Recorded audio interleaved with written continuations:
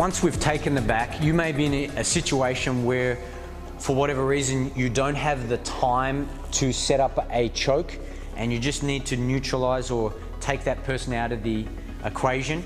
So there's a technique from the back we call a side knee drop, where we're basically just picking up and dumping the person to the ground using a basic lift and a knee tap. Once they're on the ground, if you wanted to, you could pursue, go down to the ground with them, look for armbar techniques or stomping techniques, or you could just disengage from the situation. So let's look at this technique.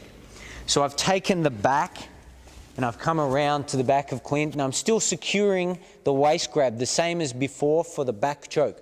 But in this situation, I've made the decision either earlier or just because of the context of the situation that I don't want to be staying engaged with this person.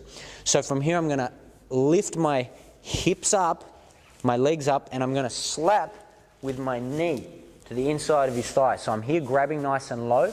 I'm lifting, I'm going to slap, and I'm going to turn my arm. So from here, basically I've just dumped Clint down to the ground. I could follow up with some very basic techniques if that was called for, and again you'd have to have some very valid reasons why you'd be stomping someone on their head. And obviously if it's an MMA fight, you'd have to be very clear of what the rules are from that situation. But if it's a street fight and you need to take that person out, they are now in a very, very vulnerable position. You do have to be a little bit careful about this, the legs sometimes coming up, but generally in that speed at which you can dump them down and get 1 or 2 hits, you can finish a person very quickly. So again, from the front,